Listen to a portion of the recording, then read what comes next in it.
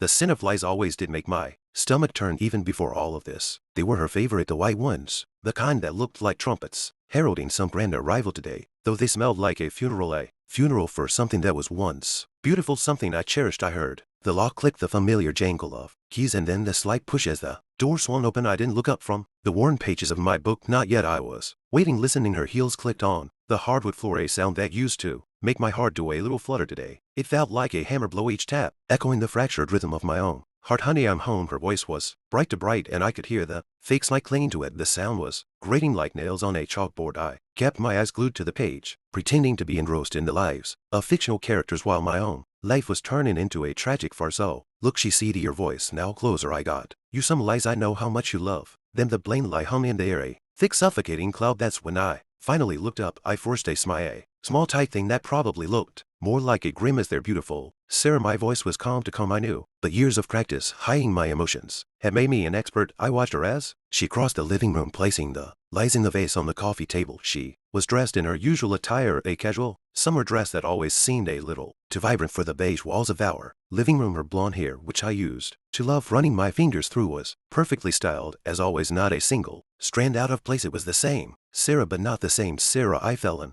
love with. This she stopped. Her eyes widened, her perfectly painted lips parted slightly, and the color drained from her face, leaving her looking as white as the lily she brought. Where is it? Her voice was barely a whisper. The bright facade finally grumbling. I knew exactly what she was talking about. The space on the wall above the fireplace where the enormous framed wedding picture had hung for the last 8 years was now empty. I had removed it just this morning. The hooks were gone, the wall wiped clean. Not even a trace remained. What's missing, Sarah? I asked, my voice still calm, almost detached. I wanted her to say it, to give voice to the guilt she tried so hard to hide. The picture, the wedding picture. Where is it? She was pacing now, her heels clicking nervously against the floor, the sound amplified in the sudden silence. I finally closed my book, a thick, heavy biography of Abraham Lincoln, and placed it on the coffee table. I took it down. She stopped pacing and turned to me, her eyes searching mine, a flicker of panic replacing the fear. Why? I leaned back in my chair, finally meeting her gaze. Because Sarah, I began, my voice still controlled. A picture is supposed to capture a moment in time, a memory, right? A snapshot of a specific point in a relationship, and that picture, that wedding picture, it's a lie. She recoiled as if I'd slapped her. What are you talking about? Her voice was shaky, now the veneer of calm completely gone. It's a picture of us on what was supposed to be the best day of our lives, a day that was supposed to be the beginning of a lifelong promise, and it doesn't represent who we are anymore, does it? It's just a picture, a reminder of something that no longer exists. I watched as she tried to piece it together, the confusion giving way to the realization. Her eyes narrowed, and for a brief moment I saw a flash of anger, quickly suppressed. You know, it wasn't a question, it was a statement of fact, the full weight of my words finally sinking in. Yes, Sarah, I know. I let the silence hang in the air, thick and heavy, the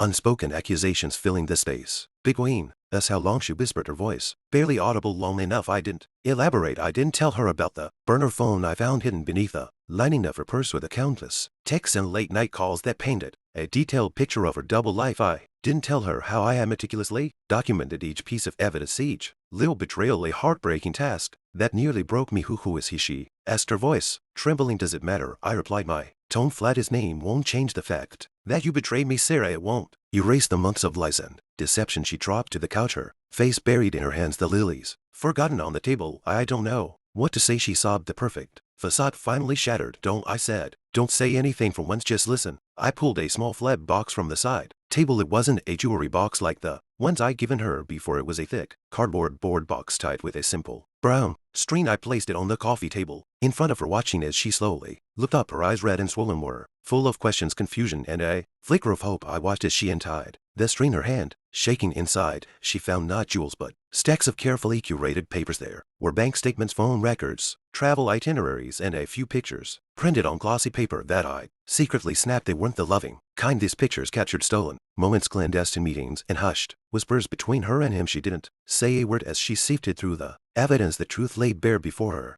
Her face paled even more as she realized the extent of my knowledge. The hope that had flickered in her eyes was extinguished, replaced by a look of pure, unadulterated fear. Everything I said, my voice low but clear, everything you did, every lie you told, every secret rand of us, it's all there, Sarah. Documented. Quote, the weight of her betrayal finally crashed down on her, and the sob that escaped her was raw, gut-wrenching. She looked up at me, her eyes pleading, but there was no pity in mine, only a profound sense of weariness. I made a mistake, she whispered, her voice choked with tears. A mistake? I repeated the words, dripping with Sarcasm. This wasn't a mistake, sir. This was a choice, a long calculated, deliberate choice to break our vows, to destroy our marriage, to destroy me. She didn't say anything, she just sat her day there, defeated, the truth finally visible in her. As I'm leaving, I said, standing up, I've already packed a bag. I filed for divorce, be served within the weekend. There's a lawyer's letter amongst those papers there, Sarah, explaining the details of the prenup we signed on that day, the day that photograph was taken, the day that you're no longer a part of. I walked to the door, not turning back, leaving her there surrounded by the ruins of her deception and her lies. The clicks of her heels on the floor had once filled my heart with joy. Today they sounded like the death knell of something